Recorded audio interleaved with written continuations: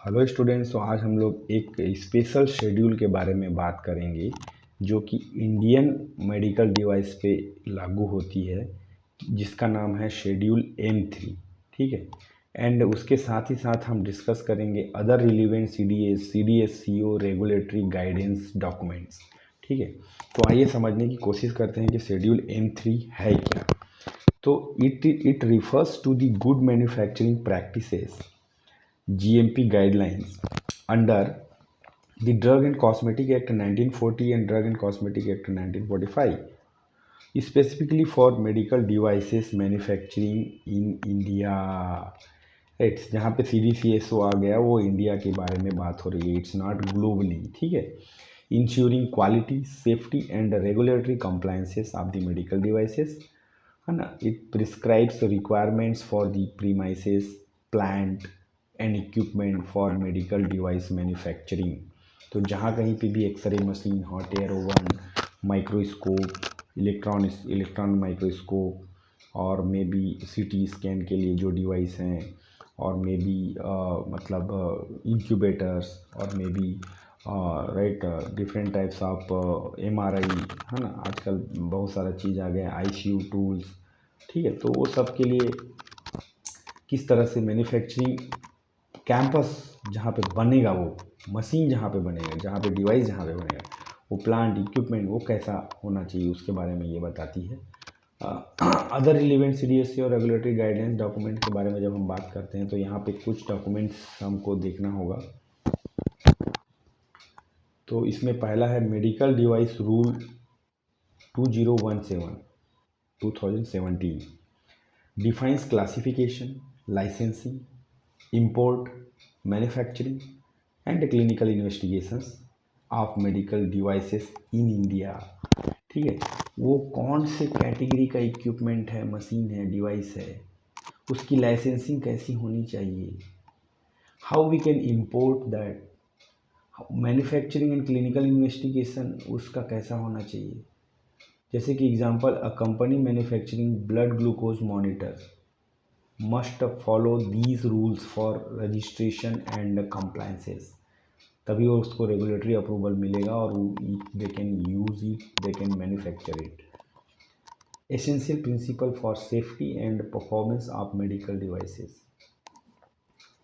क्या क्या प्रिंसिपल हो सकते हैं सेफ्टी को लेके और उसके मतलब काम करने के तरीके को लेकर के।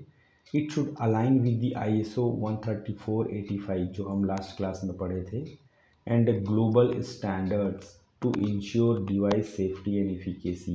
ऐसा नहीं कि वो चले, कुछ भी चलेगा, कैसे भी एक्सरे मार दिए और ले दिए। वो इंडिया में या फिर किसी रूरल एरिया में कोई सा भी मशीन लगा ले तो चल, नहीं नहीं, it should B global standard. ठीक है। तभी हम उसको अप्रूवल दे पाएंगे।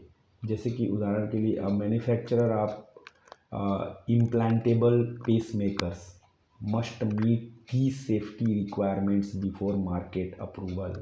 कोई भी इम्प्लांटेबल पेसमेकर जो हार्ट में लगता है, उसको अगर बेचना चाहती है, बनाना चाहती है, तो वह ISO 13485 से सर्टिफाइड होना चाहिए।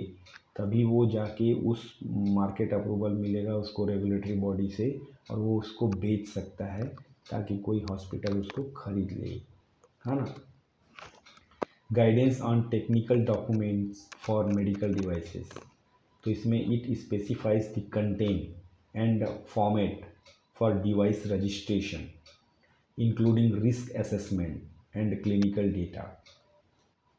ठीक है। तो ये एक तरह का फॉर्मेट, जो रजिस्ट्रेशन के लिए एक फॉर्मेट होता है, फॉर्म नंबर होता है, वो फॉर्म को ये स्पेसिफाई करेगा कि कौन कौन से डिटेल उसमें मतलब पूछा जाना चाहिए, क्या क्या रिस्क असेसमेंट हो सकता है, और क्लिनिकल डेटा का वो सारी चीज़ें। जैसे कि उदाहरण के लिए यहाँ पे आप देख सकते हैं कि अगर कोई कंपनी प्रोड्यूसिंग दी स्टेंट्स, ठीक है, जो ये भी हार्ट में लगता है, must submit the detail technical files to CDSCO।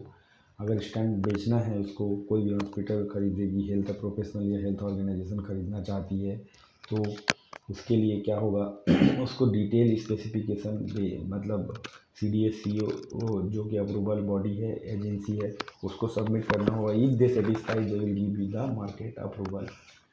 ठीक है। उसके बाद चौथा डॉक्यूमेंट्स में हम देख सकते हैं यहाँ पे guidance for performance evaluation of in vitro diagnostic IVD medical devices. ठीक है, इन विट्रो जो कि मतलब बायोलॉजिकल बॉडी से बाहर होता है। It covers clinical validation and analytical performance of diagnostic kits. ठीक है, तो जो भी किट्स होते हैं डायग्नोस्टिक किट्स, जैसे कि डिटरमिन, एंटीजन, एंटी सीरम, है ना, तो वो सब चीज़ों को भी मतलब परफॉर्मेंस इवेल्युएशन होना चाहिए, क्योंकि ये that is very important. For example a manufacture of कोविड-19 टेस्ट किट्स लाइक आर बोलते थे ना, तो must follow the guidance for the CDSCO approval. तो ये किट जो है कोविड-19 टेस्ट किट, वो मतलब इसके अप्रूवल के बाद ही इसका मतलब मार्केट अप्रूवल होना है। तो उसको इसके रिक्वायरमेंट को फुलफ़िल करना पड़ेगा, CDSCO के रिक्वायरमेंट को, कि वो किट सही तरीके से काम कर रहा है कि नहीं, वो कोरोना वायरस को डिटेक्ट कर पा रहा है कि नहीं, right. All those things suppose to be there in that approval form. Good manufacturing practices GMP for medical devices. It provide detail GMP requirement under schedule M3। अब हमने GMP देखा था फार्मास्यूटिकल प्रोडक्ट्स का, यहाँ पे जो GMP है वो मेडिकल डिवाइस के लिए है। ठीक है, फॉर एग्जांपल अगर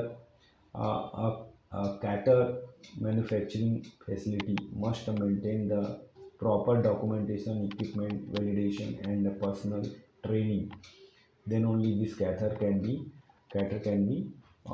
get the marketing approval from the governing body or regulatory authorities. Otherwise if it is not able to fulfill the quality concern of that product, so it may be rejected। ठीक है, अब इसमें भी post marketing surveillance होता है, phase 4। Post marketing surveillance PMS and adverse event reporting. Like इसमें क्या होता है कि फार्माकोविजिलेंस प्रोग्राम ऑफ इंडिया, है ना, मटेरियो विजिलेंस प्रोग्राम MVPI। तो ये क्या करती है, it covers the exporting and monitoring of medical devices related to adverse event. For example if prosthetic limb cause unexpected side effects, it must be reported under MVPI, right. तो यह medical device पे जो vigilance काम कर रही है कि कोई कंपनी ऐसा ऐसा मेडिकल डिवाइस बना दी जिससे अनएक्सपेक्टेड साइड इफ़ेक्ट रिपोर्ट हो रहा है, तो जो कि जनरली नहीं होता है, तो इसको रिपोर्ट किया जाना चाहिए और इमीडिएटली उसका यूसेज पे बैन लगना चाहिए, मैन्युफैक्चरिंग पे बैन लगना चाहिए। At the same time it should be identified कि क्यों ऐसे अनवांटेड इफेक्ट आ रहे हैं बिकॉज ऑफ डायग्नोस्टिक टूल और मशीन और डिवाइस, है ना। तो ये बढ़िया चैप्टर है। Actually we should know in general also because we are closely associated with the health professionals. हम बार बार जाते रहते हैं चेकअप कराने के लिए। हमें ये भी नहीं पता होता है कि कौन सी कंपनी का मशीन वो लोग यूज़ कर रहे हैं, कितने साल से यूज़ कर रहे हैं, whether the report are proper और not. CT scan, MRI, X ray, जो भी चीज़ हम करते हैं, फट से यूरिन रख के आ जाते हैं वहाँ पे, वो लोग कैसे इंक्यूबेट किए, कौन से इंक्यूबेटर यूज़ किए, ग्रोथ दिखा कि नहीं दिखा। तो being a pharmacy students we suppose to aware about all these things, right? Any not only exam point of view. So these notes will be available in Telegram channel, link I will give you in the description box. By clicking the link you can download it as a PDF form. If you want you can prepare your own notes or you can read it directly from these notes. Thank you, bye bye.